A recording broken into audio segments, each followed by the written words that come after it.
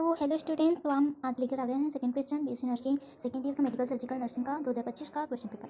तो second question था intestinal obstruction. ये 10 मार्क्स था। इसमें ए था type and etiology of intestinal obstruction. तो टाइप में देखेंगे तो फर्स्ट था mechanical obstruction due to physical blockage, यानी फिजिकल ब्लॉकेज जैसे कि ट्यूमर, हर्निया, बॉल। इसमें क्या रहता है, जो उसकी वॉल रहती है इंटेस्टाइन की, वो ठीक हो जाती है, थीन हो जाती है, पतली हो जाती है, जिसकी वजह से हर्निया और ट्यूमर कॉज होता है, वहाँ पे ब्लॉकेज बन जाता है, जिसकी वजह से इंटेस्टाइनल ब्लॉकेज होता है। और दूसरा है नॉन मैकेनिकल। इसमें क्या होता है, पैरालिसिस इश्यूज रहते हैं, इल्यूज रहते हैं, जैसे कि अगर किसी को पैरालाइज हो जाता है तो किसी एक पार्ट में होता है, कहीं लोअर साइड में होता है, कहीं माउथ में होता है। कभी कभी पैरालिसिस हमारे लोअर पार्ट में हो जाता है, जिसकी वजह से वो जो मूवमेंट होती है, जैसे कि due to lack of intestinal mobility, जो मोबिलिटी होती है वो अच्छे से नहीं हो पाती, जिसकी वजह से ये कंडीशन अराइज होती है। ये नॉन मैकेनिकल है। देन है पार्शियल और कंप्लीट ऑब्स्ट्रक्शन। इसमें क्या होता है, कंप्लीट भी हो सकता है, पार्शियल भी हो सकता है obstruction. And small and large bowel obstruction, small भी हो सकता है, लार्ज भी हो सकता है। तो ये 4 टाइप्स है, ठीक है। देन इटियोलॉजी, जैसे किस किस कारण से होता है, जैसे हर्निया से, हर्निया ब्लॉक करता है, एडिशन पोस्ट सर्जरी के बाद, tumour, volvulus, twisting and intussusception, then foreign bodies and inflammation, bowel diseases. Then है पैथोफिजियोलॉजी एंड क्लिनिकल मैनिफेस्टेशन। तो फर्स्ट पैथोफिजियोलॉजी देख लेते हैं। क्या होगा, जब ब्लॉकेज होगा हमारे इंटेस्टाइन में, तो उसकी वजह से accumulation of fluid and gases, वहाँ पे फ्लूइड एंड गैसेस कलेक्ट होने लगेंगे। इसकी वजह से क्या होगा, इंक्रीज प्रेशर, आपका जो प्रेशर है वो इंक्रीज होगा, जिसकी वजह से डिक्रीज एब्जॉर्प्शन, जो प्रेशर इंक्रीज होगा जिसकी वजह से एब्जॉर्प्शन नहीं हो पाएगा। फिर उस due to distension, then due to ischaemia, जिसकी वजह से वो जो डिक्रीज एब्जॉर्प्शन होगा उसकी वजह से डिस्टेंशन कॉज होगा, वहाँ पे बहुत टाइट में लगेगा, स्टीमिया की कंडीशन राइज होगी। देन निक्रोसिस, वहाँ की जो सेल है वो गलने लगेंगी, ब्लैकिश कलर होने लगेंगी, इन्फ्लामेशन क्लास यानी इन्फ्लामेशन हो जाएगा, जिसकी वजह से नेक्रोसिस कॉज होगा, नेक्रोसिस यानी जो टिश्यू है उसकी डैमेज होने लगेंगी। उसके बाद परफोरेशन, इफ अनट्रीटेड, अगर ट्रीटमेंट नहीं हुआ तो परफोरेशन कॉज होगा। यह है इसकी पैथोफिजियोलॉजी। देन है क्लिनिकल मैनिफेस्टेशन। अगर आपको इंटेस्टाइनल ऑब्स्ट्रक्शन हुआ है तो उसमें क्या क्या लक्षण देखने को मिल सकते हैं। तो पहला है एब्डोमिनल डिस्टेंशन, दूसरा है सीवियर क्रैम्पिंग पेन, वोमिटिंग में बी प्रोजेक्टाइल, ठीक है। देन कॉन्स्टिपेशन और नो फ्लिटर्स। देन है absent bowel sound in paralytic illusion, sign of dehydration. इसमें और क्या आ सकते हैं, जैसे फटीग होगा, फीवर होगा, इस टाइप से वीकनेस जैसे लगेगा उसे, आप अपने सबसे भी डाल सकते हैं इसमें, ठीक है। देन है वोमिटिंग भी हो सकता है, कॉन्स्टिपेशन भी हो सकता है, तो उनमें से कोई एक होगा, एक ही रहेंगे, ठीक है। देन है नर्सिंग केयर प्लान। तो नर्सिंग केयर प्लान तो ये इस टाइप से लिखा है, मैं आपको बताती हूँ। इसमें आपको कॉलम बनाना रहेगा। सबसे पहले असेसमेंट, डायग्नोसिस, नर्सिंग डायग्नोसिस, गोल, प्लानिंग, देन है रेशनल, फिर इंप्लीमेंटेशन, देन इवोल्यूशन। तो सबसे पहले आपको लिखना पड़ेगा असेसमेंट। असेसमेंट में सब्जेक्टिव डाटा जो पेशेंट आपको बताएगा, जैसे कि पेशेंट क्या क्या बता सकता है आपको, कि उनको पेट में बहुत फूले जैसे लग रहा है, इस टाइप से बता सकता है, यानी आई हैव एब्डोमिनल पेन, ये बताएगा वो। और बोलेगा अनडाइजेशन की कंडीशन अराइज होंगी, तो अनडाइजेशन उसका पेट क्लियर नहीं हो रहा है, ये बताएगा, इस टाइप से वो बताएगा। फिर हम क्या, यानी हमने क्या ऑब्जर्व किया, तो उसके नीचे सब्जेक्टिव डाटा के नीचे ऑब्जेक्टिव डाटा लिखेंगे, तो उसमें लिखना है, यानी उसमें हम क्या ऑब्जर्व किए देखेंगे। तो अनडाइजेशन, अगर डायरिया तो डायरिया की कंडीशन लिखेंगे, कॉन्स्टिपेशन है तो कॉन्स्टिपेशन लिखेंगे, इस टाइप से। और नर्सिंग डायग्नोसिस आप बना सकते हैं, intestinal obstruction due to hernia, इस मैनिफेस्टेशन बाय वीकनेस, इस टाइप से आप बना सकते हैं नर्सिंग डायग्नोसिस। फिर उसका गोल में क्या आएगा, टू रिड्यूस एब्डोमिनल ऑब्स्ट्रक्शन या फिर इंटेस्टाइनल ऑब्स्ट्रक्शन। देन इसमें फिर प्लानिंग करना रहेगा, to monitor the vital sign, to check the general condition of the patient, to provide comfortable position, to provide medicine as prescribed by physician. फिर implement rational क्यों हम उनसे दे रहे हैं, इस टाइप से। एंड उसके बाद इम्प्लीमेंटेशन टू प्रोवाइडेड, इस टाइप से डालेंगे। एंड लास्ट में लिख देंगे माई पेशेंट फील वेल, ठीक है।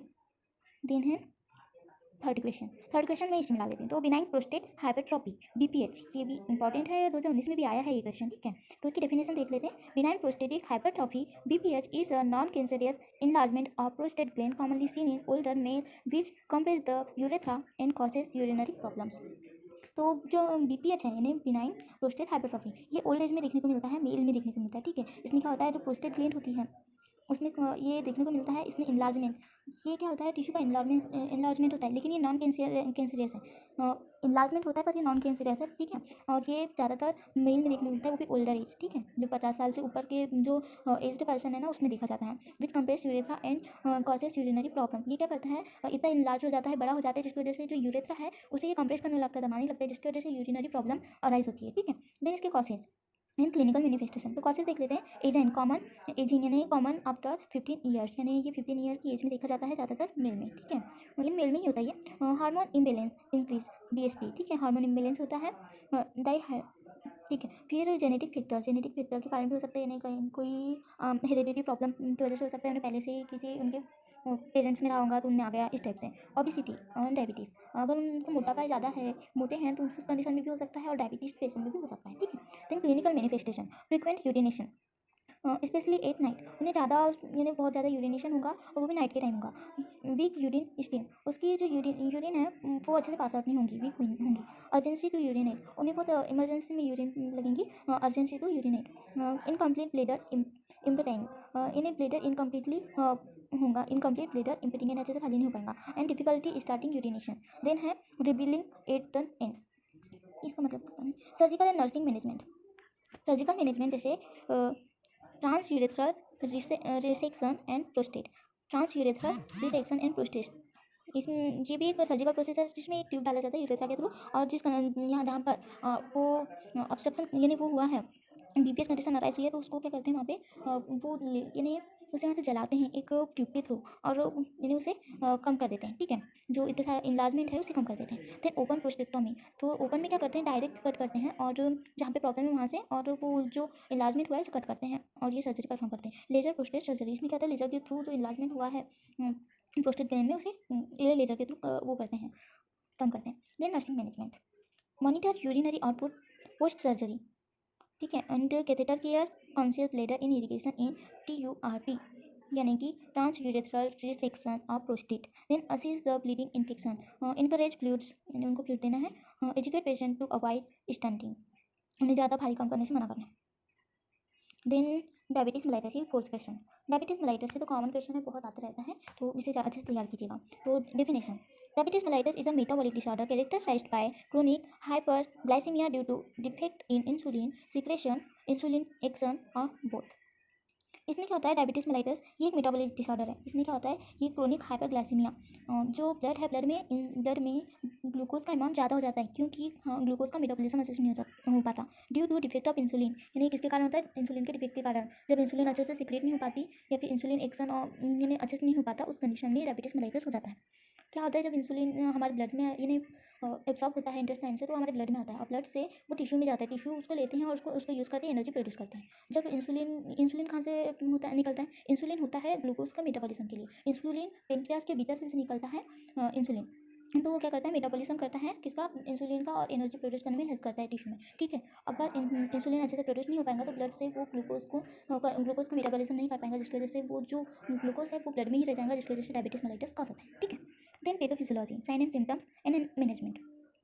पैथोफिजियोलॉजी देख लेते हैं। Type 1 auto immune obstruction of beta cell, no insulin. इसमें क्या होता है, फर्स्ट टाइप में auto immune obstruction, beta cell no insulin. ये बीटा सेल क्या है, पेनक्रियास में 3 सेल होती हैं, यानी आइसोक्लाइक और लिंगरहैंस बोलते हैं, वो 3 सेल से मिलकर पेनक्रियास बना होता है। पहला होता है अल्फा सेल, बीटा सेल और गामा सेल, यानी पहला अल्फा सेल, दूसरा बीटा सेल, तीसरा गामा सेल। तो अल्फा सेल से निकलता है ग्लूकेगॉन, बीटा सेल से निकलता है इंसुलिन, और डेल्टा सेल से निकलता है सोमेटोस्टेटिन।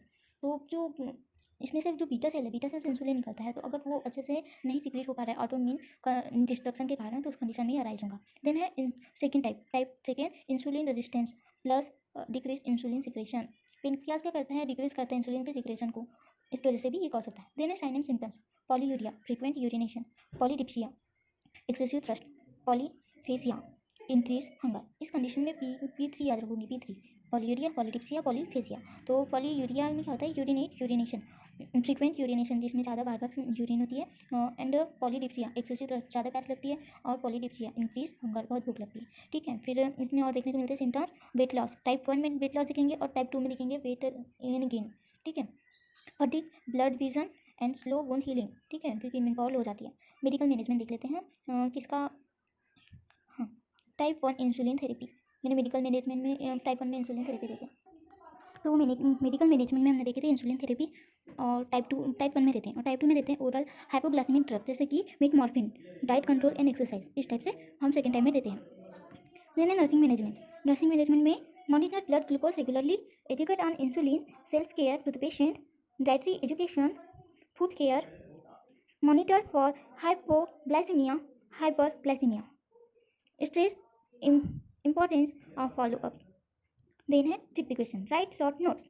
तो उसमें फर्स्ट था pleural effusion. For this pleural effusion, it is the accumulation of excess fluid between the layer of the pleura outside of the lungs, causes TB, pneumonia, cancer, heart failure, and इसके symptoms chest pain, shortness of breath, dry cough, इसका treatment thoracentesis, treatment treat underline causes. ठीक है, तो pleural effusion क्या होता है, जो हमारे लंग्स होता है, लंग्स की कवरिंग जिसको प्लूरा बोलते हैं, तो प्लूरा की भी 2 लेयर होती है, एक होती है पेराइटल और एक होती है विसरल। तो उनके बीच में जो स्पेस रहता है उसमें पस का फॉर्मेशन हो जाता है या फिर फ्लूइड भर जाता है, इन्हें फ्लूइड एक्सेस अमाउंट में फ्लूइड इन हो जाता है, या फिर ब्लड से होता है, पस से होता है, या फिर नॉर्मल फ्लूइड भर जाता है। ठीक है, उस कंडीशन को बोलते हैं प्लूरल इफ्यूजन। तो इसमें ये किस किस कारण से हो सकता है, तो tuberculosis and pneumonia and cancer की कंडीशन में भी हो सकता है, हार्ट फेलियर की कंडीशन से भी हो सकता है। एंड इसके सिम्टम्स जैसे चेस्ट पेन होंगे, शॉर्टनेस ऑफ ब्रीथ होंगी, ड्राई कप देखने को मिलेगा। ट्रीटमेंट जैसे थोरियोसेंटेसिस। थोरियोसेंटेसिस ट्रीटमेंट नहीं है, ये एक डायग्नोसिस टेस्ट है। थोरियोसेंटेसिस में क्या होता है, जो स्केप हमारा स्केपुला होता है उसके नीचे से जस्ट बिलो हम एक नीडल इंसर्ट करते हैं डायरेक्ट लंग्स में, तो यानी वहाँ से एक नीडल इंसर्ट करते हैं तो डायरेक्ट लंग्स में जाता है और लंग्स से जो एक्सेस फ्लूइड है उसको निकाला जाता है। हाँ, ट्रीटमेंट भी कह सकते हैं इसको। तो इससे फ्लूइड निकालते हैं जो एक्सेस फ्लूइड है, तो उससे भी ये ठीक हो सकता है। एंड ट्रीट अंडरलाइन कॉसेस, जो अंडरलाइन कॉसेस है उसको ट्रीट करते हैं। ठीक है, then amputation. What is amputation? Surgical removal of all part limb due to trauma, gangrene, diabetes or cancer. Post care, pain management, wound care, physiotherapy and prosthesis fitting, emotional support. ये क्या होता है, surgical removal होता है। All part का भी हो सकता है या फिर वन पार्ट का भी हो सकता है, जैसे लिम्ब का हो सकता है, किसी यानी थाई का हो सकता है, यानी फुट का हो सकता है, हैंड का हो सकता है, इस टाइप से रिमूव होता है। Loss of any parts of the body through the surgical process, इसे ये बोलते हैं। तो इसमें पोस्ट केयर देख सकते हैं, जैसे पोस्ट केयर यानी जब इम्पिटेशन होता है उसके बाद हमें नर्सिंग को क्या केयर प्रोवाइड करना चाहिए, तो पहले पेन मैनेजमेंट करना चाहिए, उनको कितना पेन हो रहा है वो देखना चाहिए, वुंड केयर करना है, एंड देना फिजियोथेरेपी देना है, पोस्थेसिस फिटिंग देना है और इमोशनल सपोर्ट देना है। देन है सोरियासिस। What is psoriasis? यहाँ पे पी साइलेंट है, सोरियासिस बोलते हैं इसको। तो ये it is a chronic autoimmune skin condition that cause rapid skin cell turnover leading to red scaly patches.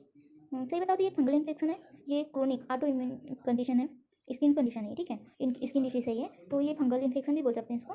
तो ये हमारे जॉइंट में पेन भी करती है कभी कभी, तो ये हेरिडिटी भी हो सकती है और नॉन हेरिडिटी भी हो सकती है।